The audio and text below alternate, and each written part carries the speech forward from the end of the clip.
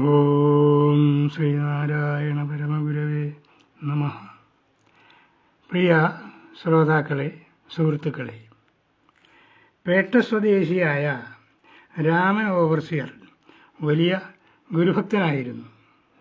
ആ കാലത്ത് അദ്ദേഹത്തിന് പേച്ചിപ്പാറയിൽ ഒരു അണക്കെട്ട് നിർമ്മിക്കാനുള്ള നിയോഗമുണ്ടായി.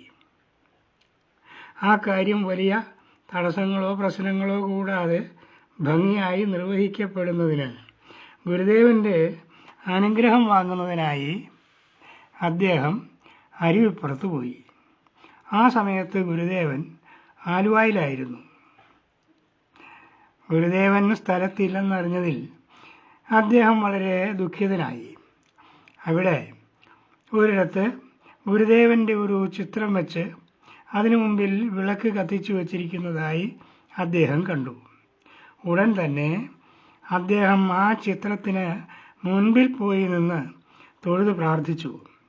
പേച്ചിപ്പാറയിൽ താൻ ഏറ്റെടുത്ത പണി ഭംഗിയായി നടക്കുകയാണെങ്കിൽ ഞാൻ ഇവിടെ ക്ഷേത്രത്തിനായി ഒരു കിണർ നിർമ്മിച്ചു നൽകാം എന്ന് മനസ്സാ സങ്കല്പിച്ചുകൊണ്ടായിരുന്നു അദ്ദേഹത്തിൻ്റെ പ്രാർത്ഥന. അതിനുശേഷം അദ്ദേഹം പോവുകയും ചെയ്തു. അദ്ദേഹത്തിൻ്റെ പേച്ചിപ്പാറയിലെ അണക്കെട്ടിൻ്റെ നിർമ്മാണം നിർവിഘ്നം അദ്ദേഹത്തിന് പൂർത്തിയാക്കാനും കഴിഞ്ഞു. എന്നാൽ അരുവിപ്പുറത്ത് കിണർ നിർമ്മിക്കുന്ന കാര്യം ഓർമ്മിച്ചതുമില്ല.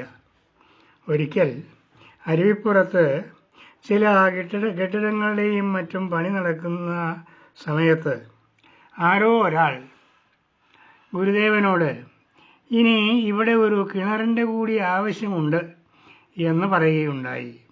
അപ്പോൾ ഗുരുദേവൻ പറഞ്ഞു, രാമൻ ഓവർസിയർ അവൻ്റെ വകയായിട്ട് ഇവിടെ കിണർ ഉണ്ടാക്കാമെന്ന് പറഞ്ഞതാണല്ലോ. അവൻ മറന്നുപോയി കാണും. ആരെങ്കിലും ചെന്ന് ഓർമ്മിപ്പിച്ചാൽ അവൻ വന്ന് പണിതുകൊള്ളും. ഒരാൾ പേട്ടയിൽ ചെന്ന് രാമൻ ഓവർസിയറെ കണ്ട് ഗുരുദേവൻ പറഞ്ഞ കാര്യം അറിയിച്ചു. അദ്ദേഹം അയ്യോ, ഞാൻ തിരക്ക് കാരണം ഓർമ്മിച്ചില്ല എന്ന് പറഞ്ഞുകൊണ്ട് എത്രയും വേഗം അരുവിപ്പുറത്ത് കിണറിനുള്ള പണികൾ ആരംഭിച്ചു. മറവി സംഭവിച്ച തെറ്റിന് പരിഹാരമായി അദ്ദേഹം അവിടെ മറ്റൊരു കിണർ കൂടി നിർമ്മിച്ചു നൽകി.